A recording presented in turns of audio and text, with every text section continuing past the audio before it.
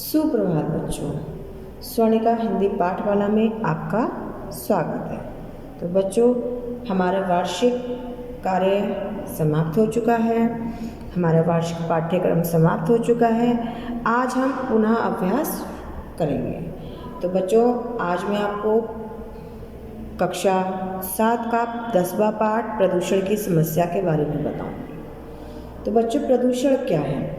जिन कारणों से हमारा वातावरण और हमारा जनजीवन को नुकसान पहुंचता है उसे प्रदूषण कहते हैं। अपनी सुख सुविधाओं के लिए मानव ने प्रकृति का संतुलन बिगाड़ना शुरू कर दिया है। प्रकृति पर प्रहार करने का दंड मानव को विभिन्न रोगों और आपदाओं के रूप में मिलता है। तो बच्चों, ये था हमारा प्रदूषण। अब प्रदूषण कई प्रकार का होता है, जैसे वायु प्रदूषण होता है, जल प्रदूषण होता है, भूमि प्रदूषण होता है, ध्वनि प्रदूषण होता है। अब सबसे पहले हम देखते हैं जल प्रदूषण। तो जल प्रदूषण क्या है? जल प्रदूषण वह है बच्चों जिसमें कूड़ा करकट, रासायनिक द्रव आदि जो हैं हमारे नालों में, हमारी नदियों में मिलते हैं। ये द्रव और हमारे जल को अशुद्ध कर देते हैं तथा इस जल को पीने से, इस पानी को पीने से हमारा शरीर रोगों से ग्रस्त हो जाता है, यानी कि रोगों से भर जाता है। हमारे शरीर को अनेक रोग हो जाते हैं। जैसे जल प्रदूषण यानी प्रदूषित जल को पीने से आमाशय संबंधी रोग होते हैं, है ना, या चर्म रोग हो जाता है, हमें चर्म रोग उत्पन्न हो जाता है हमारे शरीर में, हमारा पेट खराब हो जाता है, हमारे पेट संबंधी रोग हो जाते हैं। तो बच्चों, प्रदूषित जल पीने से हमें अनेक बीमारियां लग जाती हैं। अब दूसरा हमारा आता है ध्वनि प्रदूषण। अब ध्वनि प्रदूषण की बात करें तो प्रातः काल से ही हम ध्वनि प्रदूषण का शिकार होने लगते हैं। इस समय धार्मिक स्थलों आदि में लाउड स्पीकर बजाए जाते हैं, शादी विवाह होते हैं, समारोह होते हैं, उसमें लाउड स्पीकर बजाए जाते हैं। कभी कभी इन पर लंबी अवधि के कार्यक्रम भी चलाए जाते हैं, यानी कि बहुत समय तक ही लाउड स्पीकर बजाए जाते हैं, बहुत लंबे समय तक कार्यक्रम होता है, जहाँ पर लाउड स्पीकर की ध्वनि जो है बहुत तेज़ होती है। इस तेज़ ध्वनि को सुनने से क्या होता है? हमारे मन में अशांति उत्पन्न होती है, तनाव हो जाता है, बहरेपन का शिकार हो जाते हैं हम, मन में चिड़चिड़ाहट आ जाती है, हृदय रोग हो जाता है और अनिद्रा को भी जन्म देता है। तो बच्चों, ध्वनि प्रदूषण से क्या होता है? हमारा शरीर जो है बिल्कुल जो है एक स्तब्ध सा हो जाता है, मतलब कुछ भी सुनाई नहीं देते, एकदम कान बिल्कुल शांत हो जाते हैं, कुछ भी नहीं सुन पाते हैं। तो वास्तव में शोर वह ध्वनि है जिसे हम पसंद नहीं करते, वह जो असहनीय होती है। अधिक शोर होता है तो उसे हम सह नहीं पाते हैं। अधिक तीव्रता और प्रबलता की ध्वनि को ही शोर कहा जाता है। फिर आता है बच्चों आपका वायु प्रदूषण। अब देखिए, वायु प्रदूषण कैसे होता है? वस्तुओं के जलने से जो गैस निकलती है, जो धुआं निकलता है, वे स्वच्छ वायु में घुलकर उसे दूषित कर देता है, अर्थात उसको अशुद्ध कर देता है। जैसे मोटर वाहनों से, मोटरसाइकिलों से, जनरेटरों आदि से निकलने वाला carbon dioxide, nitric oxide acid जो है हमारे सीधे तत्व में मिलकर हवा को में घुल जाते हैं। वे प्रत्येक जीव को प्रभावित करते हैं।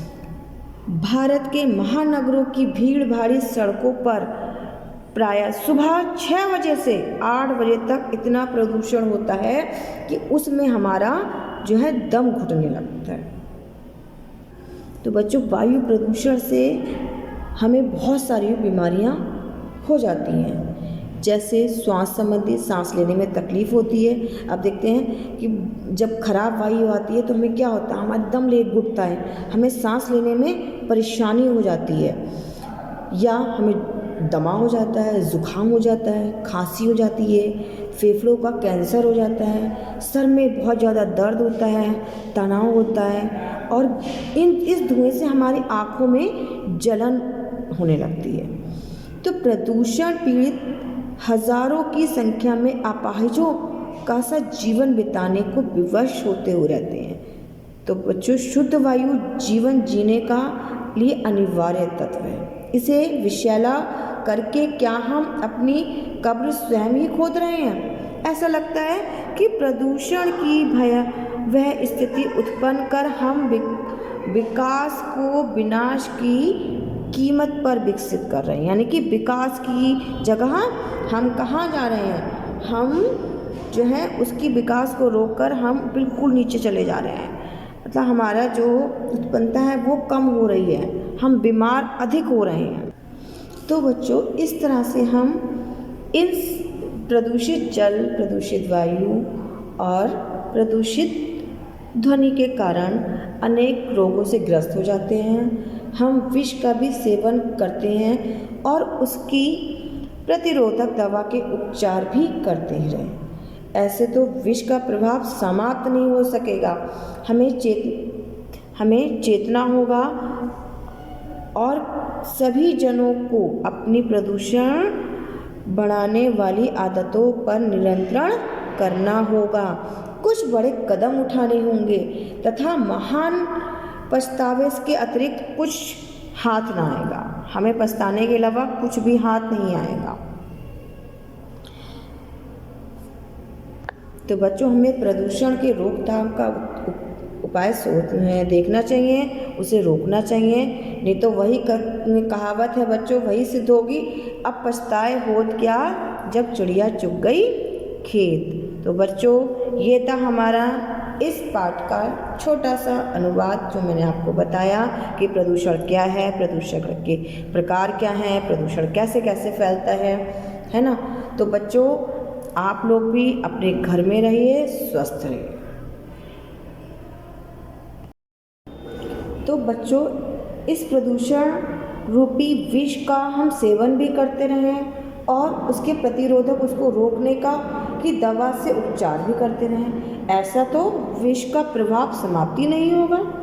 हमें जागना होगा, हमें लोगों को जगाना होगा कि अपनी प्रदूषण बढ़ाने वाली आदतों पर नियंत्रण करें, उसे रोकें। कुछ ऐसे कदम उठाने होंगे, है ना, कि जिससे हमारा ये प्रदूषण जो है जो दूषित हो रहा है, प्रदूषित हो रहा है, हमारा जल, वायु, ध्वनि जो प्रदूषित हो रहा है, उस प्रदूषण को रोकना होगा।